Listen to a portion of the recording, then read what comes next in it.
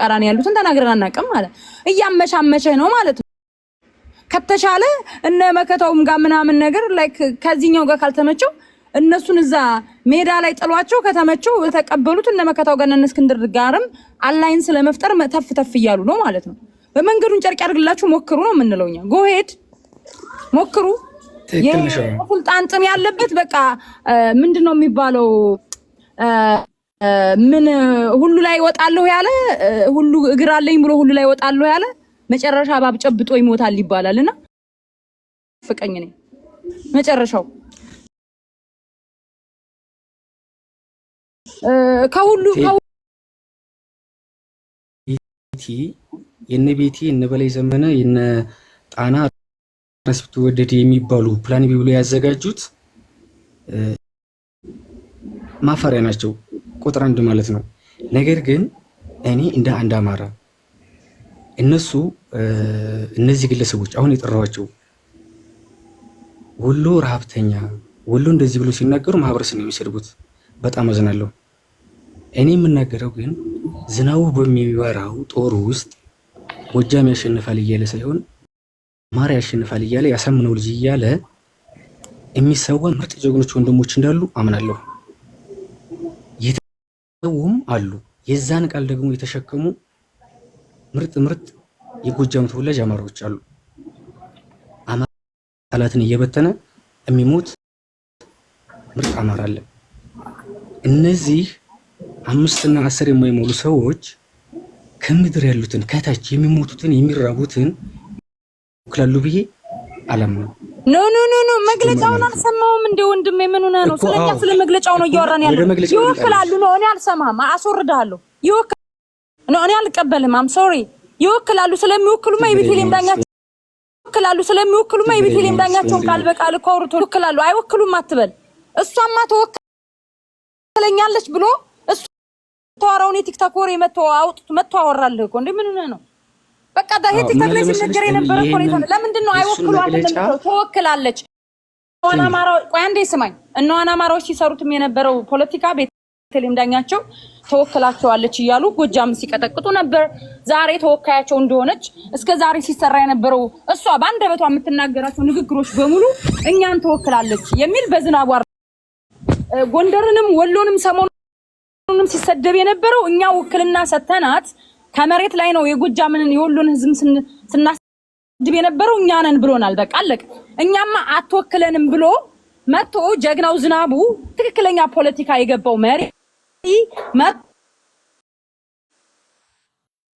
ማርሸት ደውሉ የውሻ ልጆች ስልኬ ላይ ያደውሉ ቅማላሞች ስልኬ ላይ ተዋቃቸዋለሁ። የውሻ ልጅ አንድ ሰው እንድደውልኝ አልፈልግም። ከጎጃም አካባቢ የሚባል አንድ ናችሁንም በጣም ነው የምታስጠሉ እከካሞች። ደግሞ ከእናንተ ጋር አማራውኝ የራሱ መቆየት በጣም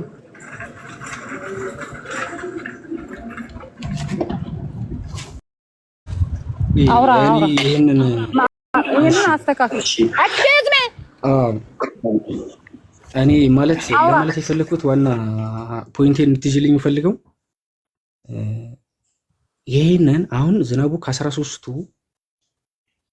መካከል ነው ያለው። ይህን መግለጫ ሳይወጣ ቢያንስ በጎጃም ያለውን የፖለቲካ በተለይ ቲክቶክ እነዚህን ፕላን ቢ ብሎ ያዘጋጁትን ኃይል ለመምታት መግለጫ ስተብሎ ይሆናል ብዬ አምናለሁ። ይሄን የምነግርሽ የራሴ እይታ ነው፣ ከይቅርታ ጋር ማለት ነው። ተሰጥቶት ሊሆን ይችላል። እነዚህን ሰዎችን እነ ዩሪን በይ አማራ ዛሬ እነዚህን ሰዎች በይፋ ወጥተው አላወገዟቸውም። ነገር ግን በእነዚህ በአራቱም ያሉ ተመካክረው መግለጫ ስጥ ያለውን ነገር ማምከን አለበት ተብሎ ሊሆን ይችላል ብዬ ገምታለሁ። ሲቀጥል ዶክተር አዳምጠኝ ሰምተዋል እንደ ወንድሜ ኧረ ተው በአላህ በቃ እኔ አይስፔክት ዩ ግን አስወርዳለሁ። ቢካል ጥያቄ አለኝ በድርጅቱ ላይ እና በአመራር ምደባው ላይ ጥያቄ አለኝ እኮ ነው እያለ ያለው ዝናቡ እኮ ሰምቼዋለሁ። አሁን ለምሳሌ የሆነ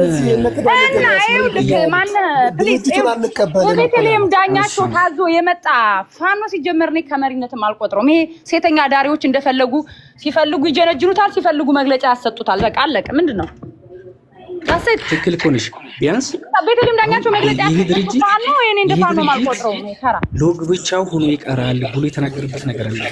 ነገር ግን እነዚህ ግለሰቦች በአራቱም አቅጣጫ የሄዱት የብዙሃኑን የታችኛውን አባል የልብ ትርታ ይዘው ሄደው ነው።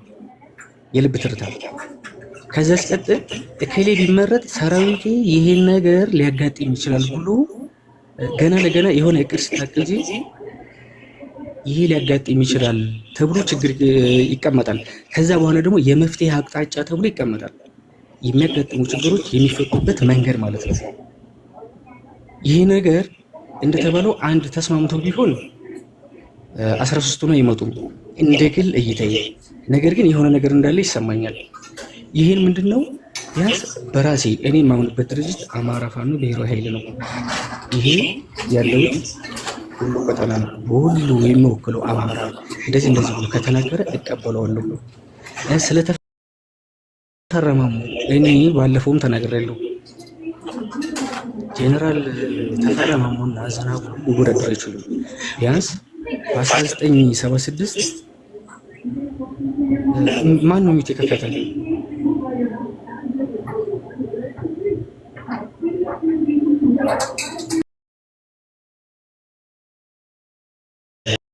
ዝናቡ በ1988 የተወለደ ነው። ቢያንስ በ1976 እናት እንኳን ላይገቡ ይችላሉ። የመጀመሪያ ልጅ ከሆነ እኔ አቋሜ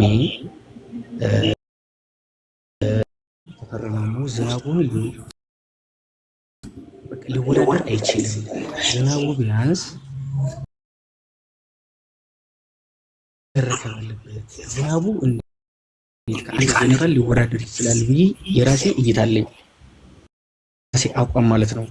ደግሞ 100% ትክክል ነኝ። ሊወዳደር አይችልም። 18 ዓመት ከሞላ በኋላ በ2006 ዓመተ ምህረት ወደ ኤርትራ ሄደ። ከዛ 2011 መጣ። ይሄ አለቃ የተባሉ ሲያሉ የራሱ እኔን ቃላት ሲገልጸው እሱን ያሰለሱት ይመስለኛል። ማን ነው ሚውት የከፈተ?